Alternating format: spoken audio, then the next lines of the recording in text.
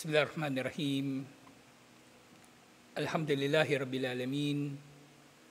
Wassalatu wassalamu ala asyrafil anbiya'i wal mursalin. Nabiyina Muhammadin wa ala alihi wa sahbihi ajma'in. Assalamualaikum warahmatullahi wabarakatuh. Sa inisyal akidah, kabanata tungkol sa katotohanan ng iman o pananampalataya kay Allah, ay nabibilang dito ang sabar, ang pagtitiis sa mga pagtatakda ni Allah. So dito, mashallah, so makikita natin sa title pa lang, kahit pala sabar, napapaloob din sa tauhid. Kasi maaring yung tao, tuwing siya ay nawawalan ng sabar o pagtitiis o kumbaga pagtanggap sa itinakda ni Allah, maaring sumusuway din siya sa tauhid. So sinong tao makakaisip nun, di ba? Na kapag yung tao ay kumbaga nasisiraan ng loob sa mga itinakda ni Allah, ay nakaka-apekto pala to sa tauhid. So kung pangkaraniwang tao, maaaring hindi niya ito maiisip. Pero ang ating maalam, alhamdulillah, so nagbigay sila ng babala. May kinalaman pa rin ito sa tauhid. So halimbawa, di ba, dumadaan ka sa pagsubok, tapos sinisisi mo si Allah. Di ba ganun sa mga pelikula, di ba? Kaya nga may mga hindi talaga maganda yung sumusubaybay ka sa pelikula o mga telenovela. Kasi may kita mo doon, kakuparan yung nandun . Namatayan siya ng mahal sa buhay, isisisihin niya si Allah. Meron pa doon, sasabihin niya, bakit ako pa? Mas marunong ka pa kay Allah, na ikaw yung gusto niyang subukan, tapos tatanungin mo, bakit ikaw pa? Mas marunong ka pa. Mas matindi yung music. Diba? Ang daming music talagang walang kwenta yung laman. Bawa, may kanta si Gary Valenciano, natutulog ba ang Diyos? So sinong matinong tao yung makakaisip ng ganun? Sa kanila okay lang yun . Kupar doon, wala naman sa gabay. Pero ang problema, pag Muslim, dumadaan siya sa pagsubok, nakaranas siya ng mga pagsubok, tapos yun yung iisipin niya.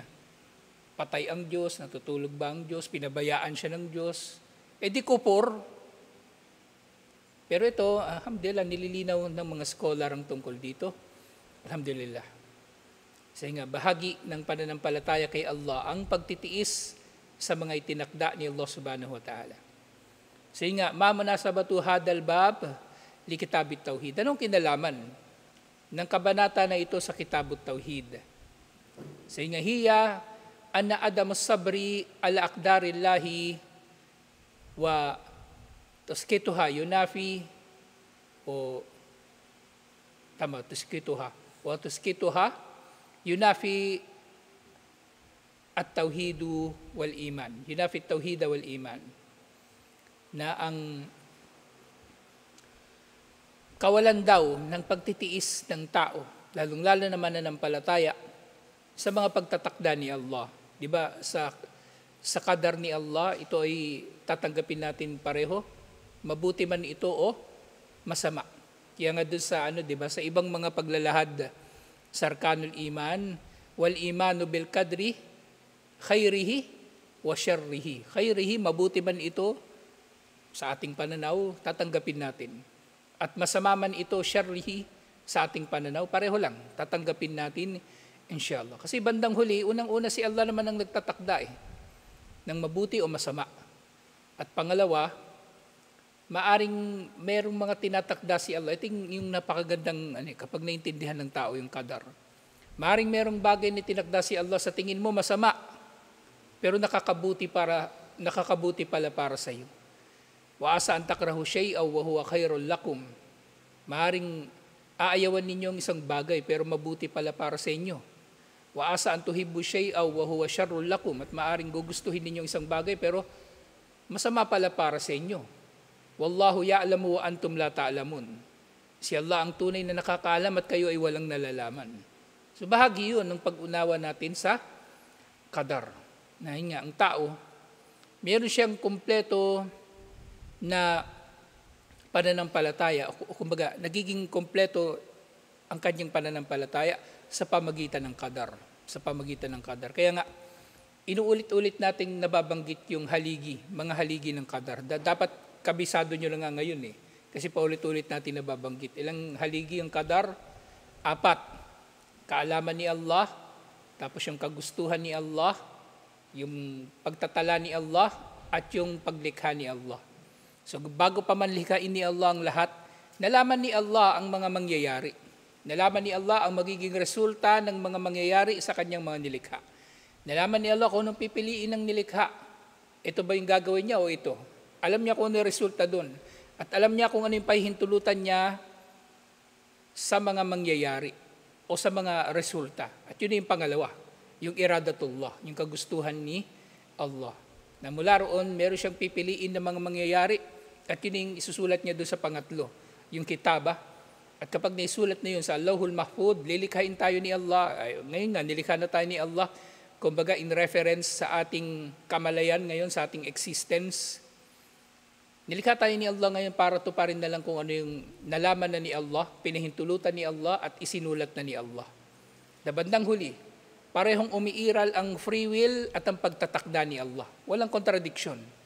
Kasi doon pa lang sa kaalaman ni Allah, meron ng free will yung tao, nandun pa lang umiiral na yung free will ng tao kasi alam ni Allah kung ano yung pipiliin natin eh. So walang contradiction.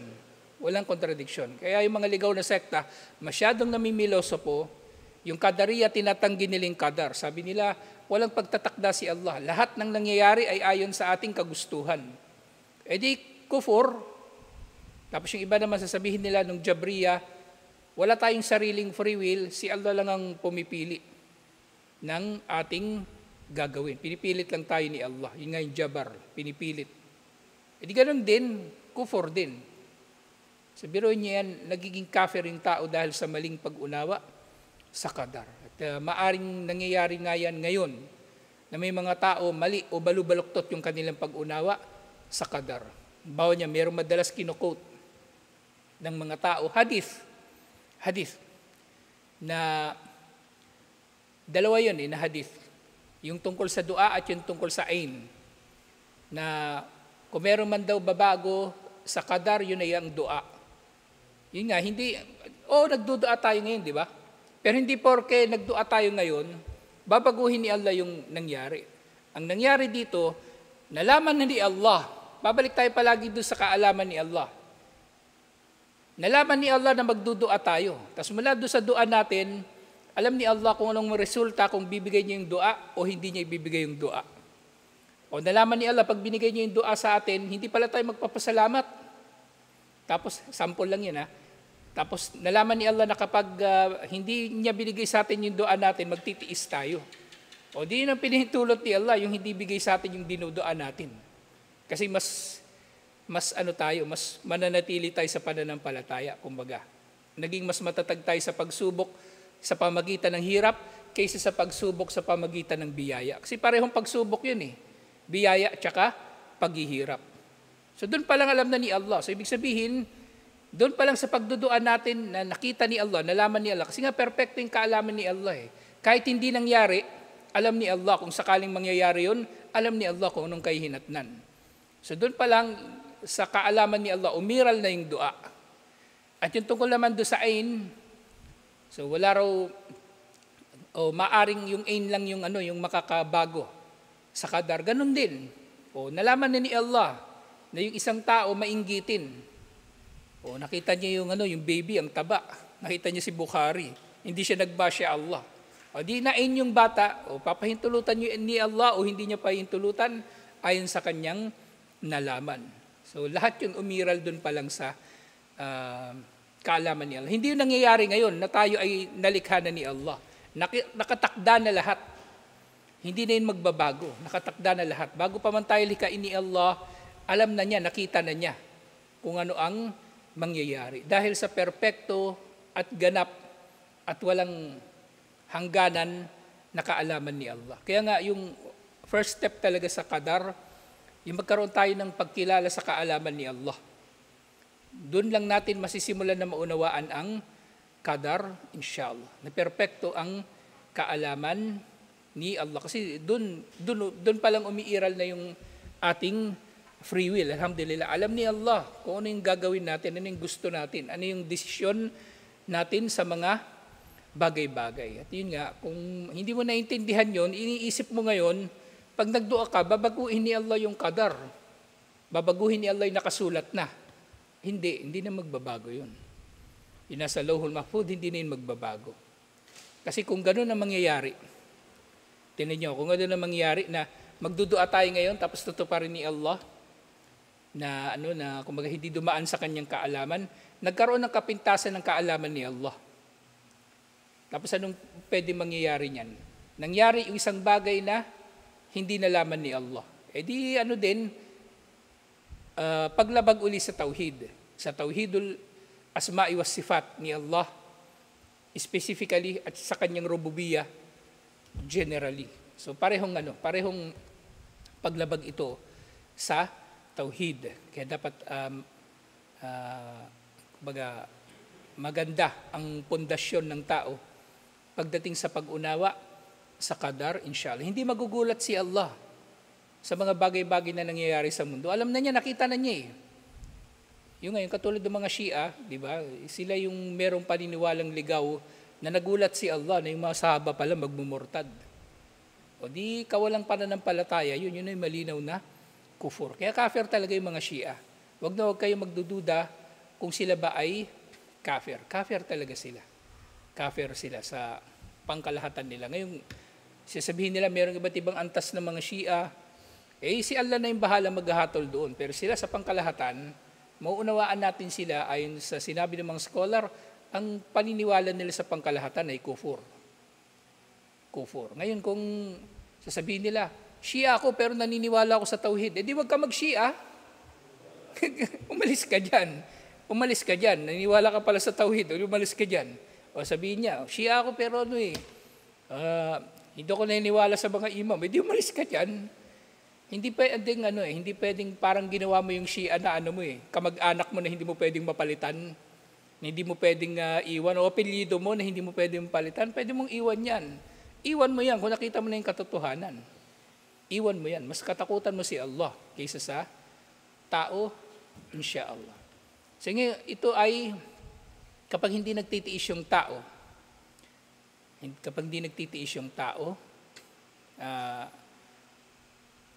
sa mga itinakda ni Allah, at kumbaga namumuhi siya, nagagalit siya sa mga itinakda ni Allah. Yung nga, bakit ako pa? Ba't ganito? Ba't ganito na lang lagi? Kumbaga, lagi ka binabasted, di ba? Halimbawa, sample lang, di ba? Galit na galit ka kay Allah. Sinisisi mo si Allah, ba't ganito? Ang ang lupit mo naman. Hindi mo alam, yung mga babaeng nang busted sa'yo, bandang huli, puro siraulo pala yun. Iniligtas ka lang ni Allah, hindi nakapangasawa ka pala ng matinong babae bandang huli, sa dulo. Kala mo, aping-api ka, kasi sunod-sunod kang binasted eh. Umabot ka ng 30 anyos, hindi ka pa nakakapangasawa, nag-aalala ka na. Yun pala, makakapangasawa ka ng matinong babae. Di mali yung naramdaman mo dati kay Allah na su'udlan, yung maling pag-aakala mo kay Allah. So dapat nagtitiis ang tao, insyaAllah. Ngayon sa munod na bahagi, ang kahulugan naman ng sabar, insyaAllah. As-sabru fil lugha, ang literal na kahulugan ng sabar, al-habsu wal man'u. Ang sabar daw ito, kumbaga yung literal na kahulugan nito, ito daw yung kumbaga pagpipigil sa sarili. Kumbaga, kasi ang tao na nagtitiis, pinipigilan natin yung ating sarili na makagawa na mag-react doon sa nangyari sa atin. Naapakan yung paa mo, pinigilan mo yung sarili mo na magalit, sabar yun. Kaya literal na tinatawag na sabar, yung pagpipigil sa ating damdamin. Kumbaga na tayo ay magagalit kapag dinandatnan tayo ng mga masasamang bagay. At yun din, kung mabuti naman yung darating, pareho lang. Hindi ka rin naman masyado magsasaya. Kaya nagpipigil ka rin. Nagpipigil o nagiging disiplinado sa iyong sarili. Wa fi syarhi, At ang technical na kahulugan ng sabar ng pagtitiis, habsun nafsi anil jaz'i wa habsul lisani anit tashakki wa tasakhut wa habsul jawari an latmil khudud wa shakkil juyub wa nahwiha endal musibah.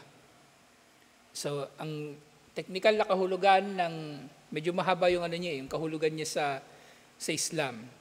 Pero, ganun pa rin niya, may kinalaman pa rin siya doon sa literal na kahulugan. Pagpigil pa rin sa sarili. So, ang kahulugan ng sabar sa Islam, ito yung pagpigil sa sarili natin mula sa, kumbaga, kawalan ng pagpapasensya. Pagpigil sa ating mga dila mula sa pagrereklamo o kaya yung pagrereklamo at kumbaga yung pag-express natin na hindi tayo nakukontento, kawalan natin ng pagkakontento kumbaga sa mga tinakda ni Allah.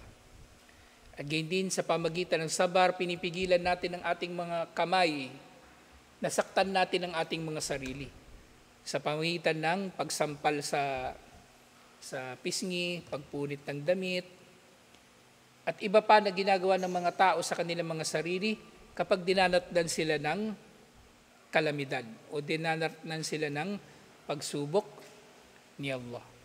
Dahil nga, gawain to ng mga Shia kaya makikita mo talaga layong-layo nila sa Islam pero kung makapag-angkin sila na silang tunay na Muslim, wala silang mapangahawakan na kahit na ano. Kasi nga, bandang huli ang kahulugan ng Islam o ang kahulugan ng sabar sa Islam ay ito na nga, yung pagpigil natin sa ating mga sarili mula sa pagrereklamo. Pagpigil sa ating mga dila mula sa kumbaga, kawalan ng pagkakontento at kumbaga, pagpigil din sa ating mga katawan, nasasaktan natin ang ating mga sarili sa pamagitan ng pagsampal sa pisngi, pagpunit ng damit, at iba pa. Kapag dumarating ang musiba, ang pagsubok ni Allah. At syempre, wasabru minal imani bin manzilatir ra'si minal jasadi. At yun nga, sa isa pang analogy na binigay ng mga scholar, ang sabar daw kung iahambing sa pananampalataya. Kung ang pananampalataya ay mayahalin tulad sa katawan, ang sabar ay ulo ng katawan na yun. Ang sabar ang ulo ng katawan na yun ng pananampalataya. So hindi magiging kompleto ang pananampalataya kay Allah liban na lamang na meron kang pagtitiis sa kanyang mga itinakda. Alhamdulillah. At iba pang mga bagay-bagay na napapaloob dito ang sabar. At yun nga, merong tinatawag na anwa'us sabar, mga uri ng sabar. At ito ay tatlo. Sabrun ala ma amarallahu bihi, pagtitiis sa anumang iniutos ni Allah na gawin natin, o sa iba pang pananalita, sabrun fi ta'atillah, pagtitiis sa pagsunod kay Allah. Pangalawa, sabrun amma nahallahu anhu, ang pagtitiis palayo mula doon sa anuman ang ipinagbawal sa atin ni Allah. O yung nga, sabrun an ma'siyatillah, ang pagtitiis palayo sa ipinagbawal ni Allah. At pangatlo, wasabrun ala maqaddarallahu minal masaib, at ang pagtitiis sa mga pagtatakda ni Allah, sa mga itinakda ni Allah na mga pagsubok. So merong tatlong uri. Madali namang itong makabisado Pagtitiis sa pagsunod kay Allah, tapos yung kabaligtaran, pagtitiis sa paglayo sa ipinagbawal ni Allah. At sa gitna nun, pagtitiis sa anumang itinakda ni Allah, lalong-lalo na yung mga pagsubok. Pagtitiis sa mga itinakda ni Allah, lalong-lalo na yung mga pagsubok. So yung hatol, tungkol sa sabar, ay ang wujub. Ito ay wajib. Wajib ang magtiis. Sa lahat ng pagkakataon, wajib ang magtiis. Hindi ito kailanman magiging sunna o mustahab. Wajib siya. Dinatnan ka man ng pagsubok, kumbaga bagay na nakakapinsala sa iyo, syempre sa pagtatakda ni Allah, magtitiis ka. Dinatnan ka ba ng mabuti? Dinatnan ka ng mabuti mula sa tinakda ni Allah? Pareho lang, magtitiis ka pa rin. Kaya nga pareho silang nagkakaroon ng problema kapag mali yung kanilang pagsalubong sa pagsubok at biyaya. Yung walang pagtitiis sa pagsubok, ano nangyayari? Masama yung kanyang paghihinala kay Allah. At yung walang pagtitiis sa biyaya ni Allah, sinasayang niya. Sinasayang niya ang biyaya ni Allah. Hindi niya pinasasalamatan pa nga si Allah. So parehong paglabag. Parehong may paglabag. So yung sinabi ni Allah, وَمَنْ يُؤْمِنْ بِاللَّهِ يَهْدِي قَلْبَهُ.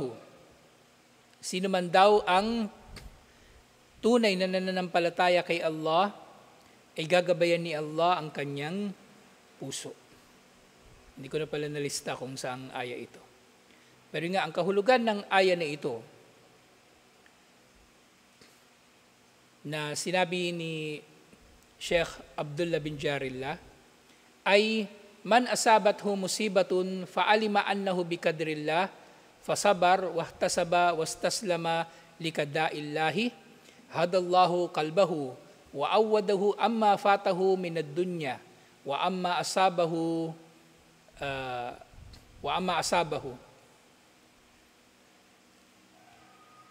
na sino man daw ang dinatna ng pagsubok at sa kabila ng pagdating ng pagsubok na ito sa kanya, nalalaman niya na ito ay nasa pagtatakda ni Allah. Na dahil dito siya ay nagtiis at sa kanyang pagtitiis siya ay naghahangad ng gantimpala ni Allah.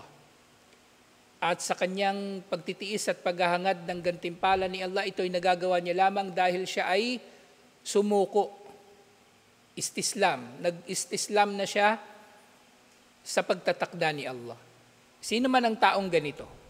Sino man ang taong ganito na nagtitiis, naghahangad sa gantimpala ni Allah at sumusuko sa pagtatakda ni Allah, gagabayan ni Allah ang kanyang puso. Gagabayan ni Allah ang kanyang puso. So mula rito sa tafsir ng aya na ito, ang sabi diba, وَمَنْ يُؤْمِنْ بِاللَّهِ. So ang yu'min billah rito, ano sa Tagalog yung yu'min billah? Sino mang nanampalataya kay Allah. Ang nanampalataya kay Allah na tinutukoy dito, yung nagtitiis sa pagtatakda ni Allah. Kumbaga, yun ang naging sukatan kung siya ba ay tunay na mananampalataya, ang kanyang pagtitiis. Kasi nga tingnan mo nga naman, yung tao, maaari siya mag-aangkin na siya ay mananampalataya. Munafik. Ngayon, paano ba nakikilala ng mga Muslim ang munafik? Kadalasan. Kapag dumating na sa mga Muslim ang pagsubok, doon mo makikita ang munafik sa kanyang sinasabi at kanyang ginagawa. Ang unang gagawin ng munafik, kung babalikan natin yung sira, ang unang ginagawa ng munafik, lalong-lalo na doon sa Madina, maninisi. Maninisi. Halimbawa, yung mga Muslim na talo sa labanan, sa Uhud halimbawa, sasabihin ng mga munafik, kung di kayo pumunta doon, hindi sana kayo napatay. Kung nagpaiwan kayo dito kasama namin, hindi sila napatay. Ganun yung munafik. Kasi wala sila talagang pananampalataya, lalong-lalo na pagtitiis sa itinakda ni Allah. Kaya dito, yung pananampalataya kay Allah, in-equate siya doon sa pagtitiis sa itinakda ni Allah. Na sino man ang nanampalataya ay gagabayan ni Allah ang kanyang puso. Na ibig sabihin, sino mang nagtiis, naghangad ng gantimpala at sumuko sa itinakda ni Allah, sila yung gagabayan ni Allah ang kanilang mga puso at papalitan ni Allah ang kung anumang nawala sa kanila sa anumang mga bagay-bagay dito sa dunya dahil sa pagtitiis na yon. Ibig sabihin, ang pagtitiis hindi lang ito isang bagay na mayroong gantimpala sa kabilang buhay. So kahit dito sa mundo, meron gantimpala ang pagtitiis. Hindi nga, di ba, halimbawa, dinatnan ka ng pagsubok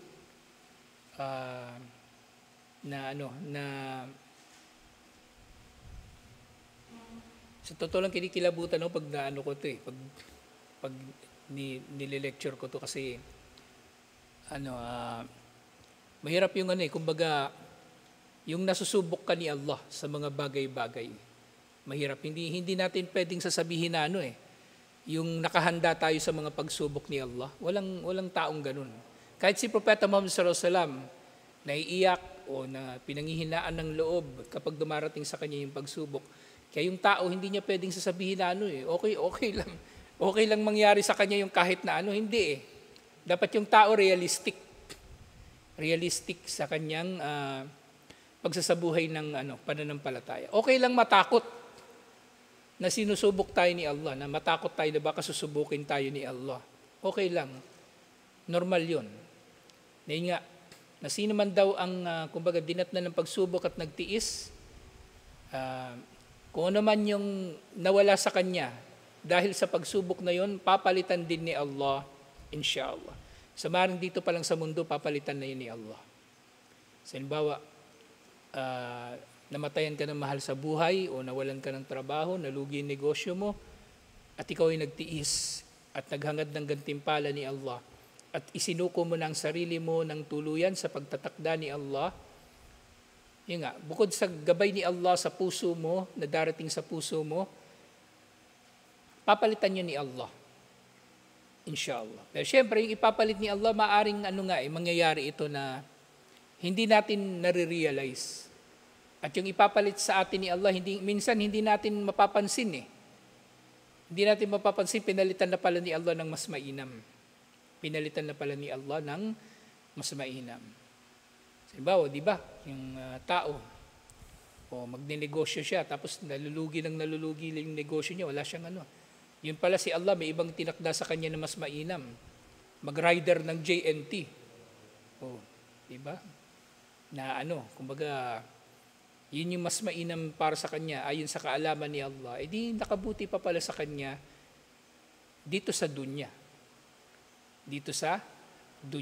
At nga, papalitan ni Allah kung ano man yung pinsala na dinulot sa kanya ng anumang dumating sa kanya na pagsubok. Kasi kapag pagsubok kasi, lagi ito may dalang pinsala sa atin, kumbaga, na nakikita natin na pinsala. Pero syempre, maaring susubukin din tayo ni Allah sa pamagitan ng ginhawa. Bawa, pera. Subukan tayo ni Allah sa pamagitan ng pera. Parang si Manong, di ba? Lapitin ng pera si Manong pero doon siya sinusubok ni Allah sa pera. Babae, lapitin din si Manong ng babae. Doon din siya sinusubok ni Allah sa pamagitan ng babae. So hindi porke ginhawa yung dumarating sa atin, akalain na natin puro biyaya na lang. Hindi, nagiging pagsubok din yun. Maaring pagsubok din ang bagay na yun. Hindi nga, hadafi kalbihi wa yakinan sadikan fa'alima anna ma asabahu lam yakun liyuqti'ahu wa ma akhta'ahu lam yakun liyusibahu. So ngayong tao na ito na gagabayan ni Allah, siya nga raw ay nagtitiis, naghahangad ng gantimpala ni Allah at sumusuko sa pagtatakda ni Allah. At yun nga, gagabayan ni Allah ang kanyang puso na magkakaroon pa ito ng karagdagan na katiyakan sa kanyang pananampalataya. At kapag dumating na sa tao na ito ang yakin na makatotohanan, kumbaga katiyakan sa kanyang pananampalataya, dadagdagan pa siya ni Allah ng pagtitiis na finally mauunawaan niya yung isa pang uri ng pag-unawa sa qadar. Nababanggit ito sa hadith na anumang dumating sa atin ay imposibleng magmimintis sa atin. Kasi anumang itinakda na talaga sa atin ni Allah, imposibleng magmimintis yun. Imposibleng hindi darating sa atin. Darating talaga yun kung ano man ang itinakda ni Allah. At anumang hindi dumating sa atin, imposible na darating sa atin. Kasi kung anumang hindi tinakda ni Allah para sa atin, kahit ano pang gawin mo, kahit ano pang tahajjud mo, ano pang fasting mo, dua ka ng dua, magkatuluyan kayo ng sister. Ayaw ni Allah na magkatuluyan kayo, wala kang magagawa. Wala kang magagawa. At yun nga, وَيُسْتَفَادُ min hadhil ayat, kabilang sa mga aral na makukuha mula sa aya na ito, anna sabra alal musiba, sababun li hidayatil kulub, ng pagtitiis sa pagdating ng mga pagsubok ni Allah ay dahilan ng pagdating ng gabay sa ating mga puso. Kasi matiisin sila yung tunay na ginagabayan ni Allah. Kasi sila yung talaga eh. Kasi ba nalang magkakaugnay nga ito lahat, Yung tao na nagtitiis sa mga pagsubok ni Allah, hindi niya naman magagawa yun kung hindi siya nananalig kay Allah, di ba? O hindi niya rin yan magagawa kung masama ang kanyang pag-aakala kay Allah. O wala siyang pananampalataya kay Allah. At iba't iba pang mga damdamin para kay Allah subhanahu wa ta'ala. So yung tao lamang na magkakaroon ng gabay sa kanyang puso, yung nagtitiis lang. Kasi ang pagtitiis bandang huli yung masasabi nga natin na sukatan ng pananampalataya eh. Kaya naalala ko bigla yung hadith. Yung Inna Allah idha ahabba abdan ibtalahu. O yabtali. Na tunay na si Allah kapag meron siyang minamahal.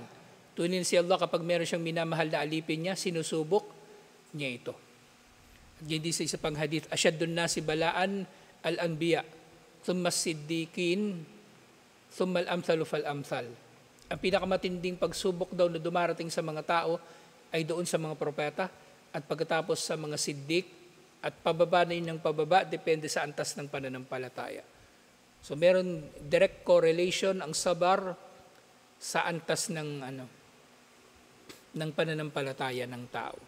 Kasi nga habang tumitiba yung pananampalataya, maaaring mas titindi pa yung pagsubok sa iyo ni Allah. Pero nga syempre, unahan ko na yung kambal. Baka isipin ng tao, ayokong tumatag yung pananampalataya ko kasi baka titindi yung pagsubok sa akin. Hindi pwede. Hangarin mo pa rin tumaas yung pananampalataya mo. Ngayon, ang panlaban mo doon, kasi sabi ko nga, di ba, normal matakot. Normal na matakot sa pagsubok ni Allah. Kasi pagsubok yan eh. Pagsubok yan. Paano yung pagsubok sa'yo? Hindi mo talaga makayanan. Di ba? Nakakatakot isipin, di ba? O di madagdagan ka ng pananampalataya at pananalig kay Allah. Insyaallah. Manalig ka lalo kay Allah, insyaallah. Nang sabar ay dahilan ng pagdating ng gabay ni Allah sa puso ng tao. Wa tuma'ninatihi, wa tuma'ninatuhu, o tuma'ninatiha, wa tuma'ninatuha, wa annaha min thawabis sabirin. So yung sabar daw sa mga pagsubok ni Allah ay dahilan ng pagdating ng gabay ni Allah sa ating mga puso at pagdating ng kapanatagan. Kasi kung wala tayong sabar, hindi tayo magiging panatag, magiging maligalig tayo sa ating pananampalataya. Parang yung mga munafik, konting problema lang, nayayanig yung kanilang pananampalataya. Kasi meron din naman kahit katiting na pananampalataya yung ibang munafik eh. Pero konting problema lang, nayayanig sila, kaya ganun sila. Naninisi, nagsasalita laban sa mga Muslim at iba pa. At syempre, ang sabar na ito, na nagdudulot ng gabay at kapanatagan sa ating mga puso, ang gabay na ito at kapanatagan sa ating mga puso ay actually gantimpala. Gantimpala para sa mga nagtitiis. Gantimpala para sa mga nagtitiis. So, nung saysay nung gantimpala na yun, yung gantimpala na yun na gabay at gantimpala na kapanatagan sa ating mga puso, yun ang magiging dahilan naman na maging matatag tayo sa pananampalataya, inshallah, na mamamatay tayong Muslim. Ano man ang pagdaanan natin, inshallah. Na yung taong walang pananampalataya o hindi matibay yung kanyang pananampalataya, maligalig siya. Maaring maliligaw pa siya at abutan siya ng kamatayan sa kawalang pananampalataya. Waliyadu billah. So ito yung chapter 35, alhamdulillah, napakagandang kabanata. Tutuloy natin ito, inshallah. Assalamualaikum warahmatullahi wabarakatuh.